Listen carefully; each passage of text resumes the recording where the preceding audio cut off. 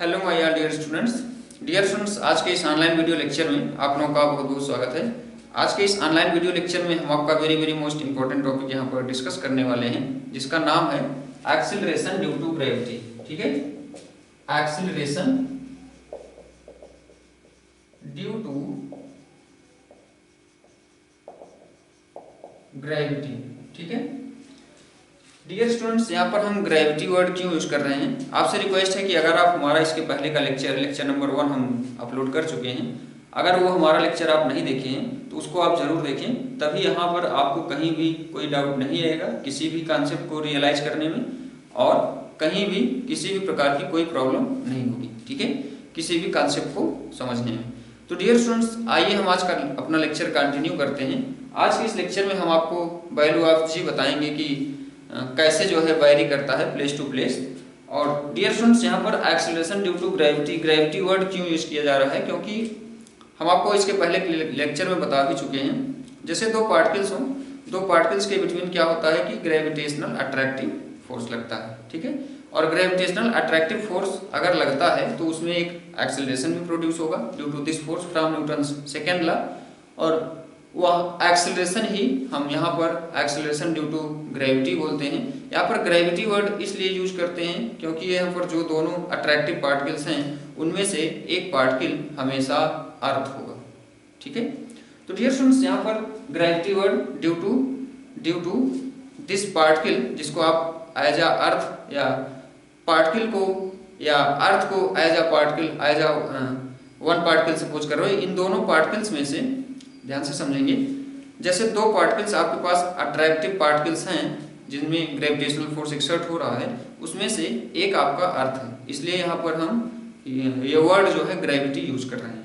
ठीक है, तो डियर स्टूडेंट्स, ये हम जान चुके हैं कि जैसे ही न्यूटन सेकेंड लॉ से कि हम किसी ऑब्जेक्ट पर अगर फोर्स अप्लाई करते हैं तो उसमें एक एक्सेलरेशन प्रोड्यूस होता है।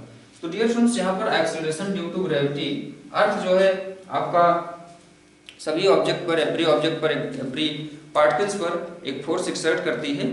ठीक है, जिसको हम ग्रेविटेशनल फोर्स बोलते हैं। तो उस बॉडी में या उस पार्टिकल में एक एक्सेलरेशन प्रोड्यूस होता है, और जिसकी वैल्यू स्मॉल जी से हम रिप्रेजेंट करते हैं और स्मॉल जी से कैलकुलेट करते हैं। ठीक है, तो एक्सेलरेशन ड्यू टू ग्रेविटी को हम रिप्रेजेंट करते हैं स्मॉल जी से। स्मॉल जी की वैल्यू होती है डियर स्टूडेंट्स 9.8 मीटर पर second square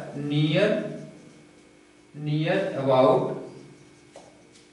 about the surface of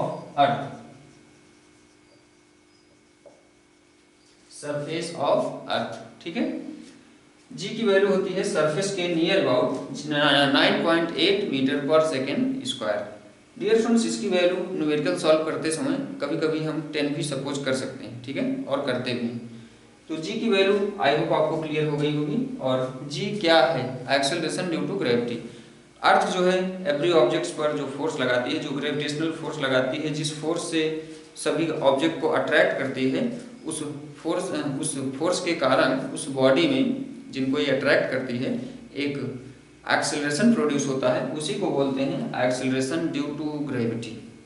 ठीक है, तो डियर स्टूडेंट्स, जी की वैल्यू हो गई 9.8 मीटर पर सेकेंड स्क्वायर, इसको आप याद रखेंगे। अब यहाँ पर आइए हम जी की वैल्यू कैलकुलेट करते हैं। लेट हम सपोज कर लेते हैं मास ऑफ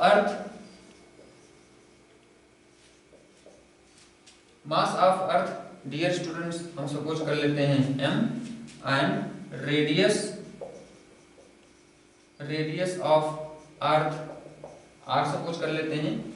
और डियर स्टूडेंट्स, यहाँ पर हम कोई अनदर पार्टिकल सपोज कर लेते हैं जिसका मास स्मॉल m है, अनदर पार्टिकल जिसका मास स्मॉल m सपोज कर लेते हैं। ठीक है, और ये अर्थ सरफेस के नियर अबाउट है, आसपास है। ठीक है, तो डियर स्टूडेंट्स, यहाँ से आपका जो वैल्यू हो जाएगा, जो ग्रेविटेशनल फोर्स की वैल्यू हो जाएगी, यहाँ पर ध्यान से समझोगे, जो दूसरा पार्टिकल आप मान रहे हो वह अर्थ सरफेस के क्लोज ही मान रहे हो, और उस पर बाई अर्थ एक ग्रेविटेशनल फोर्स एक्सर्ट होगा, जिसकी value F is equal to हो जाएगी Gm बाई r स्क्वायर। ठीक है, r यहाँ पर रेडियस ऑफ अर्थ है, क्योंकि वह पार्टिकल अर्थ सरफेस के वेरी क्लोज है, तो इसलिए उसको हम अप्रॉक्सीमेटली उसके सरफेस पर ही मान रहे हैं, और यहाँ पर डिस्टेंस इसका अर्थ का रेडियस हो गया, ठीक है।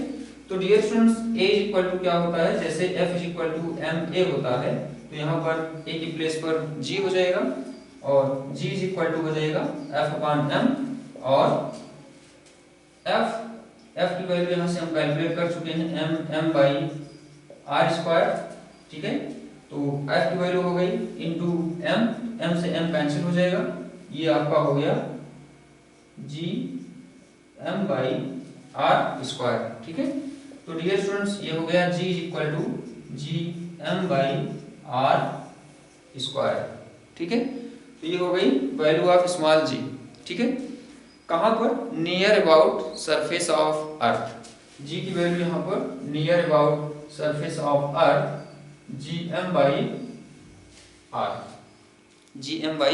r स्क्वायर, ठीक है।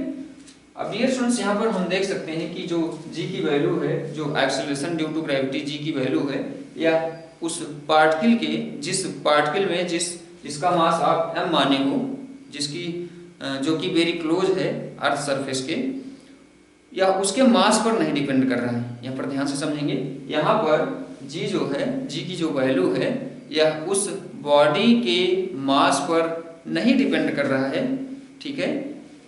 हम कह सकते हैं कि जैसे हमारे पास कोई दो डिफरेंट पार्टिकल्स हो, डिफरेंट मासेस के, तो डियर स्टूडेंट्स, इन दोनों को अगर हम किसी हाइट से, किसी स्मॉल हाइट से अगर हम ड्रॉप करते हैं अर्थ के सरफेस की ओर, यह मूव करेगा, और यहाँ पर यह दोनों सेम टाइम पर अर्थ के ग्राउंड पर पहुंचेंगे, ठीक है।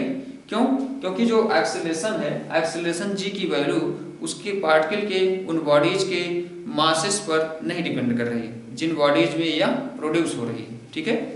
तो डियर स्टूडेंट्स, यहाँ पर g की वैल्यू हमने देखा कि gm by r square near about surface of अर्थ हो गया। अब आइए आगे बढ़ते हैं।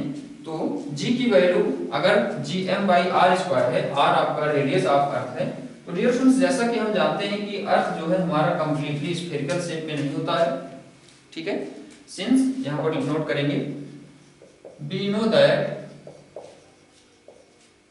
r is not constant of earth.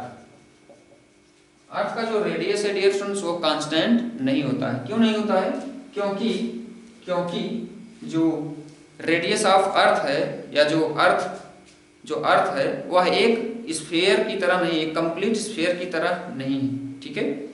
Dear students, यहाँ पर कंप्लीट स्फीयर की तरह नहीं है, तो r आपका कांस्टेंट नहीं होगा एवरी प्लेस पर, और g हम देख रहे हैं कि डायरेक्टली प्रोपोर्शनल है 1 अपॉन r स्क्वायर के, मतलब स्क्वायर ऑफ रेडियस के इनवर्सली प्रोपोर्शनल है। तो डियर स्टूडेंट्स, अगर r वेरी करेगा तो g भी वेरी करेगा। तो डियर स्टूडेंट्स, यस, g आपका वेरी करता है, वैल्यू ऑफ स्मॉल g आपका वेरी करता है ड्यू टू चेंजिंग ऑफ, या with respect to r। Dear students, equator पर क्या होगा? r इक्वेटर पर मैक्सिमम होगा, और g इक्वेटर पर मिनिमम होगा। यहां पर लिखेंगे g is minimum at equator and maximum at its pole, ठीक है। इसके पोल्स पर डियर स्टूडेंट्स r जो होता है वो मिनिमम होता है, और r मिनिमम होगा तो g मैक्सिमम होगा, ठीक है। तो आई होप आपको क्लियर हो गया होगा कि g की value place to place vary करती है on the surface of earth. तो हम सबसे पहले देखते हैं कि अर्थ के सरफेस के ऊपर इसकी वैल्यू कैसे वेरी करती है। यहाँ पर सबसे पहले हम देखेंगे वैल्यू ऑफ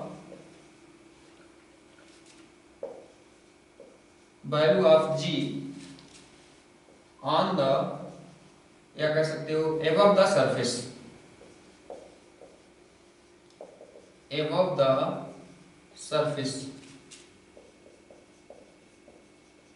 ऑफ अर्थ, ठीक है। डियर स्टूडेंट्स, यहां पर हम सपोज कर लेते हैं ये हमारे पास अर्थ हो गया, इसका रेडियस हम r सपोज कर लेते हैं, इससे h हाइट पर कोई पॉइंट मास सपोज कर लेते हैं जिसका मास स्मॉल m है, ठीक है, और यह अर्थ के सरफेस से वेरी लार्ज डिस्टेंस पर है या हाइट h माने ही हो, h हाइट पर है, ठीक है। इसके पहले हमने आपको बताया था value of g earth surface के वेरी क्लोज, ठीक है, और यहाँ पर हम डिस्कस करने चल रहे हैं कि value of g acceleration due to gravity इसके हाइट के साथ अर्थ सरफेस के ऊपर अगर हम मूव करने लगते हैं तो कैसे वेरी करती है। तो डियर स्टूडेंट्स, इसके लिए सबसे पहले तो यहाँ पर ये अर्थ बाई अर्थ, इसका अगर हम मास जो है कैपिटल M मान लेते हैं, बाई अर्थ उस पार्टिकल पर एक ग्रेविटेशनल फोर्स एक्सर्ट होगा, तो F इज इक्वल टू क्या हो जाएगा, G M, और इसका मास स्मॉल m है अपॉन r प्लस h का होल स्क्वायर, तो ये हो जाएगा G M by r plus h का होल स्क्वायर। इसको इक्वेशन नंबर 1 मान लेते हैं, ये हो जाएगा ग्रेविटेशनल फोर्स, ठीक है। A is equal to dear students होता है F अपॉन m, ठीक है, तो F की वैल्यू हो गई G M upon r plus h का होल स्क्वायर इंटू m से m कैंसिल हो गया, G M upon r plus h का होल स्क्वायर, ठीक है, तो ये हो गया G M upon r square, इसमें से अगर हम बाहर कर लेते हैं तो 1 प्लस h अपॉन r का होल स्क्वायर, ठीक है, और G M by r square यहाँ पर डियर स्टूडेंट्स हम आपको पहले से ही बता रखे हैं। तो यहाँ पर एक्सेलरेशन a के प्लेस पर g डैश मान लेते हैं कि हाइट के साथ इसका जो एक्सेलरेशन ड्यू टू ग्रेविटी होगा g डैश मान लेते हैं, मतलब चेंज होगा, क्योंकि हम अर्थ सरफेस के नियर अबाउट पहले से ही निकाल चुके हैं g की वैल्यू, तो अगर हम इसके ऊपर जा रहे हैं तो g की वैल्यू चेंज होगी, तो हम g डैश मान लेते हैं। तो g dash is equal to G M by R square, आपका g होता है तो g upon 1 plus h by r का होल स्क्वायर, ठीक है। अब dear students, g dash is equal to आपका हो जाएगा g 1 plus h upon r की पावर माइनस 2 हो जाएगा, ठीक है। तो g dash is equal to g, dear students अगर h आपका very very less than r होगा तो यहाँ पर आप फार्मूला लगा सकते हो 1 माइनस, ये आपको मिल जाएगा 2h बाई r, ठीक है, अप्रोक्सीमेटली। किस केस में, if h is very very less than r, ठीक है, इस केस में।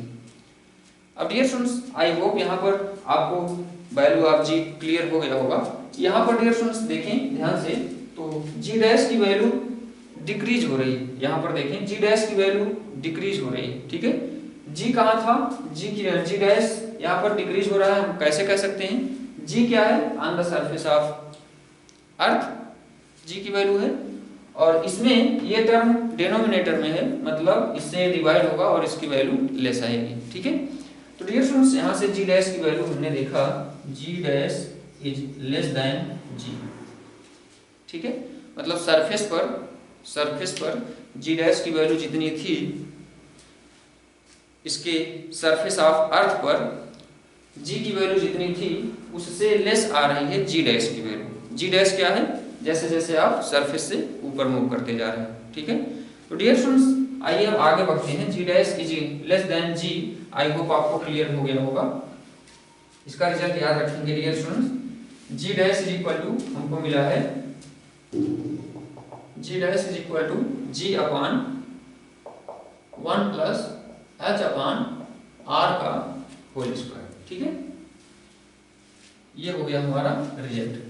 आइए डियर स्टूडेंट्स अब हम बात कर लेते हैं कि अगर हम अर्थ के इनसाइड मूव करते हैं तो क्या g की वैल्यू में कोई चेंजिंग आती है, तो आंसर है यस, इसमें भी चेंजिंग आएगी। तो हम देखते हैं value of g inside of earth, ठीक है।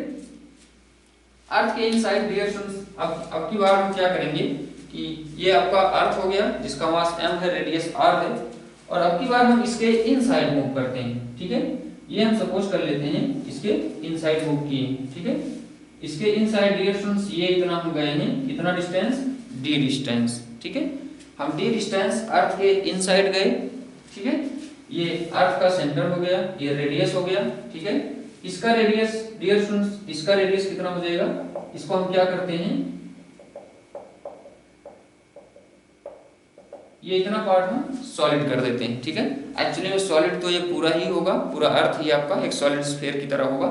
लेकिन डियर स्टूडेंट्स हम सपोज कर लेते हैं कि हम अर्थ के इनसाइड डी डिस्टेंस तक मूव किए और यहाँ पर हम देखेंगे कि इसकी वैल्यू जी या एक्सेलरेशन ड्यू टू ग्रेविटी, यहाँ पर हम कोई पॉइंट मास सपोज कर लेते हैं जिसका मास स्मॉल m है। तो इस पॉइंट मास पर या इस पार्टिकल पर कितना एक्सेलरेशन जनरेट होगा by applying gravitational force by this solid sphere या अर्थ कह सकते हो, कितना एक्सेलरेशन प्रोड्यूस होगा, ठीक है। एक्सेलरेशन ड्यू टू ग्रेविटी हम इस पार्टिकल पर यहाँ पर निकालने वाले हैं, ठीक है। तो डियर स्टूडेंट्स आइए हम कंटिन्यू होते हैं। सबसे पहले यहाँ पर ध्यान से समझेंगे एक very very most important result. Dear students यहाँ पर अगर हम इस अर्थ सरफेस पर होते तब हमको एक्सेलरेशन ड्यू टू ग्रेविटी की वैल्यू कितनी मिलती, gm/r² मिलती। अर्थ सरफेस के ऊपर जाते तो g डैश की वैल्यू घटती, मतलब g dash is less than g आती, ठीक है। अब डियर स्टूडेंट्स अगर हम अर्थ सरफेस के अंदर जा रहे हैं, इनसाइड जा रहे हैं, डी डिस्टेंस तक जा रहे हैं, कोई पार्टिकल यहाँ पर रखा हुआ है, तो ये पार्टिकल, ये m पार्टिकल जिसका मास m है, ये इस ऊपर वाले सरफेस से देखें तो आपको लगेगा कि यह पार्टिकल इनसाइड गया है और एक्चुअली में इनसाइड ही है ये। लेकिन इस वाले सॉलिड पार्टिकल से देखें, सॉलिड स्फीयर से देखें, इस वाले सॉलिड स्फीयर से, तो डियर स्टूडेंट्स ये पार्टिकल इसके सरफेस पर रखा हुआ है, ठीक है। ये पार्टिकल जिसका मास m है, यह जो अंदर वाला जो सॉलिड है, अंदर वाला जो सॉलिड स्फीयर है या अर्थ का जो पार्ट है, उसके सरफेस पर रखा हुआ नजर आ रहा है और एक्चुअली में ऐसा ही है। तो डियर स्टूडेंट्स यहाँ पर हम एक्सेलरेशन ड्यू टू ग्रेविटी की वैल्यू निकालेंगे, लेकिन यहाँ पर ध्यान से समझेंगे कि अगर इसका मास m था, रेडियस r था, और अगर आप इसके इनसाइड चले गए, इसकी रेडियस कम हो गई, इसकी रेडियस कम हो गई और इसका कुछ वॉल्यूम भी कम हो गया, तो डियर स्टूडेंट्स क्या अब भी इसका जो वॉल्यूम था वह अब भी सेम होगा? तो आंसर है नो, इसका वॉल्यूम अब सेम नहीं होगा और इसका मास भी अब सेम नहीं होगा। वॉल्यूम सेम नहीं होगा तो मास भी सेम नहीं होगा, ठीक है। तो डियर स्टूडेंट्स यहाँ पर हम मान लेते हैं कि इसका जो मास है, इसको हम m डैश मान लेते हैं। यहाँ पर ध्यान से समझेंगे, इसका मास हम m माने पूरे अर्थ का, और इस जो जब आप अंदर चले गए तो अब आपका पूरा अर्थ बाय होल अर्थ इस पार्टिकल पर फोर्स नहीं एक्सर्ट करेगा। अब आपका अर्थ का केवल इतना ही पार्ट जो है सॉलिड स्फीयर की तरह, ये जो दिख रहा है जिसको हम डॉट डॉट किए हैं, इतने ही पार्ट से इस पर फोर्स एक्सर्ट होगा और एक्सेलरेशन प्रोड्यूस होगा। तो यहाँ पर डियर स्टूडेंट सबसे पहले हम m डैश की वैल्यू निकालेंगे। तो m डैश की वैल्यू निकालने के लिए सबसे पहले हम निकालते हैं मास पर यूनिट वॉल्यूम, क्योंकि ये 3D ऑब्जेक्ट है, 3D है, तो मास पर यूनिट वॉल्यूम आपका यहाँ से हो जाएगा मास per unit volume. Dear students यहाँ से हम क्या कैलकुलेट कर सकते हैं, m/v हो जाएगा पर यूनिट वॉल्यूम। तो m है मास ऑफ अर्थ और वॉल्यूम इसका कितना हो जाएगा 4/3πr³, ठीक है।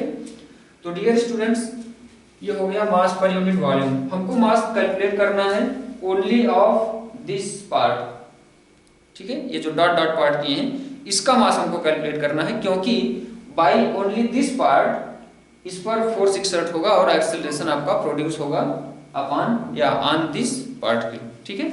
तो डियर स्टूडेंट्स यहाँ से मास पर यूनिट वॉल्यूम हम कैलकुलेट कर लिए हैं। तो mass of remains solid sphere कह सकते हो। रिमेन्स सॉलिड स्फीयर का मतलब डियर स्टूडेंट्स ये जो हम डॉट डॉट पार्ट किए हैं ये इतनी, ठीक है। तो यहाँ से आपका जो मास है वो कितना हो जाएगा, इसको हम m डैश मान लेते हैं। यहाँ पर डियर स्टूडेंट्स ध्यान से समझेंगे, यूनिट वॉल्यूम का मास इतना है, तो इतने वॉल्यूम का मास कितना हो जाएगा, ध्यान से समझेंगे।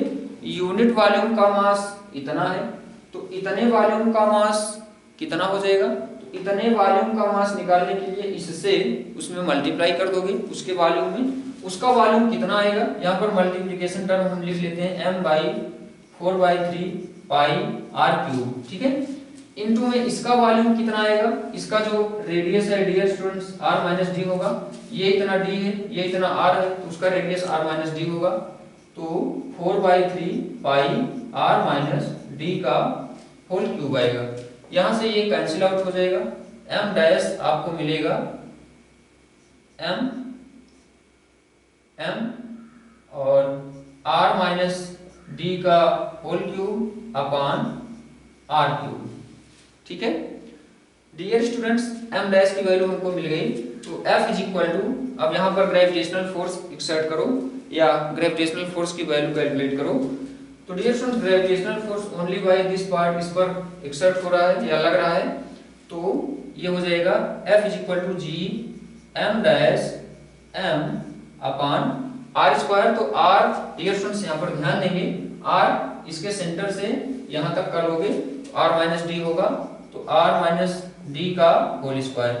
यहाँ से आप क्या करोगे, g m डैश की वैल्यू यहाँ से आप प्लेस्ड कर दो, तो m r माइनस डी का whole cube upon r cube हो गया इंटू m हो गया, ठीक है, अपॉन में r माइनस डी का होल स्क्वायर हो गया। इसकी दो पावर से दो पावर कैंसिल हो जाएगी, तो यहाँ से हमको f की वैल्यू मिल गई g m r minus D, ठीक है, upon r cube into m हो गया, ठीक है।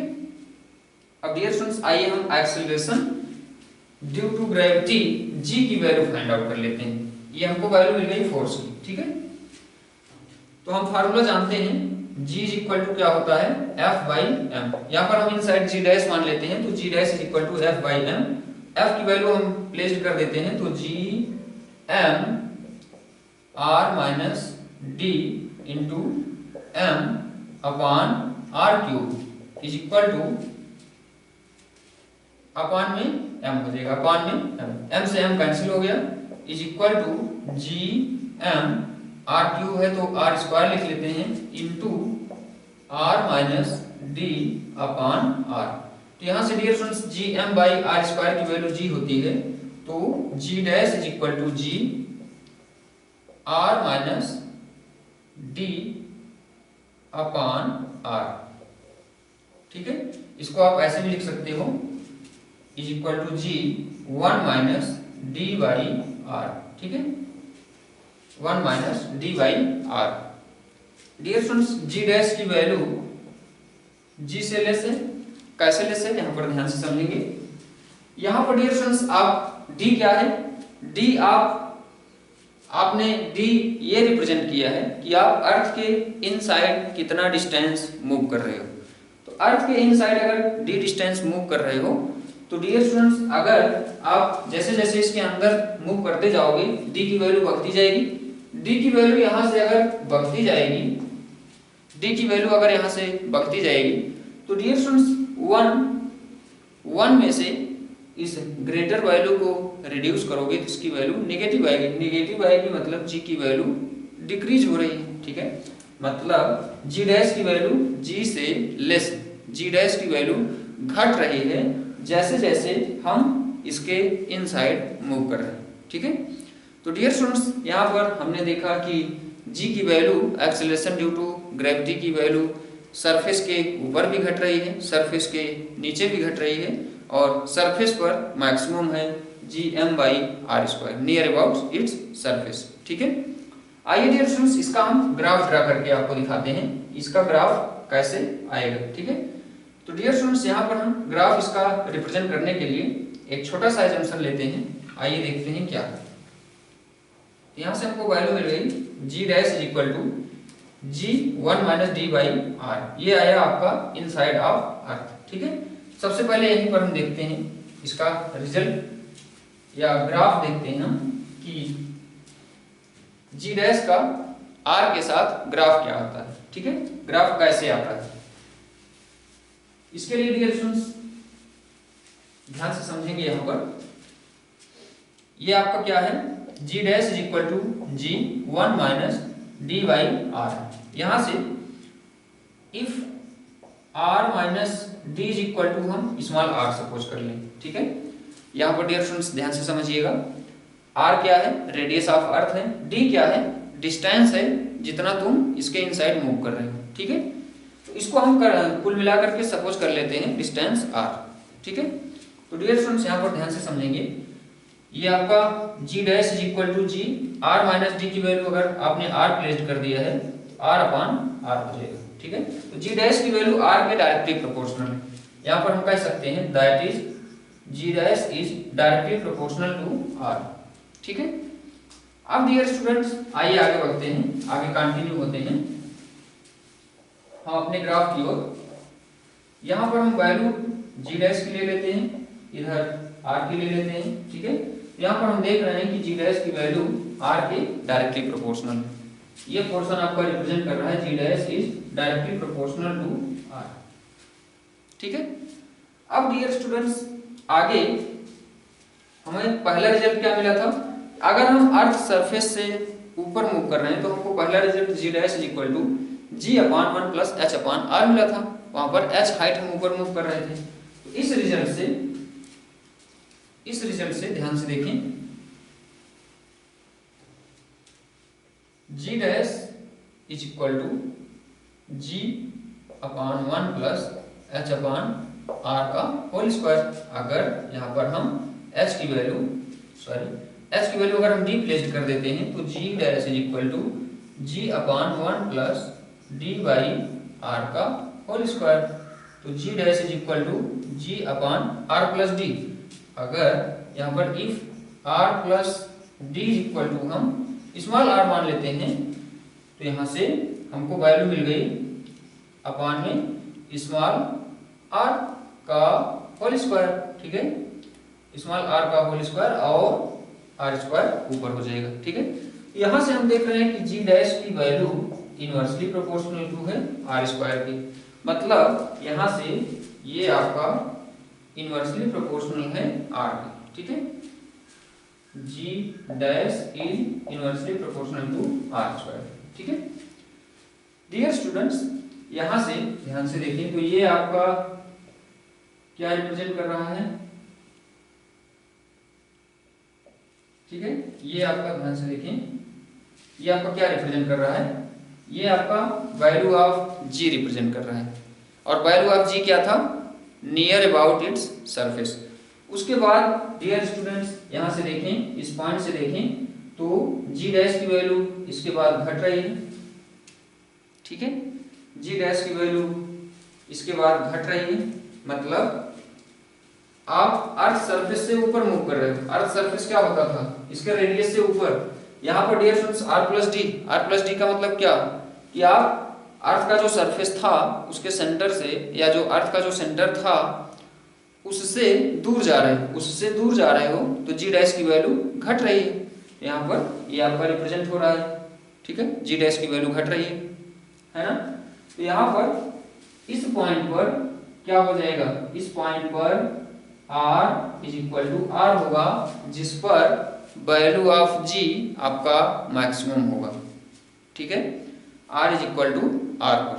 ठीक है, तो डियर स्टूडेंट्स इसका ग्राफ कुछ इस टाइप से होगा, वैल्यू ऑफ g का एक्सेलरेशन ड्यू टू ग्रेविटी। तो यहाँ पर आई होप आपको क्लियर हो गया होगा डियर स्टूडेंट्स कि एक्सेलरेशन ड्यू टू ग्रेविटी हमने देखा कि हम अर्थ सरफेस से ऊपर मूव करने लगते हैं तब भी इसकी वैल्यू घटती है, अर्थ सरफेस से इनसाइड अगर हम मूव कर रहे हैं तब भी इसकी वैल्यू घट रही है। ठीक है, और on the surface of earth acceleration due to gravity a की वैल्यू आपकी क्या है, gm/r² मैक्सिमम। ठीक है, तो डियर स्टूडेंट्स यहाँ पर आपका जो कह सकते हो कि एक्सेलरेशन, जैसा कि अभी हमने आपको बताया भी था कि इक्वेटर पर एक्सेलरेशन ए की वैल्यू क्या होती है, g इज इक्वल टू या g is inversely proportional to 1/r² होता है। ठीक है, तो डियर स्टूडेंट्स अगर r आपका बढ़ेगा तो g घटेगा, जैसा कि इक्वेटर पर होता है। इक्वेटर पर r आपका बढ़ता है तो g घटता है। ठीक है, और पोल की ओर जैसे जैसे आप अर्थ की पोल की ओर मूव करने लगते हो तो r आपका क्या होता है, तो r आपका घटने लगता है पोल की ओर और g आपका बढ़ने लगता है।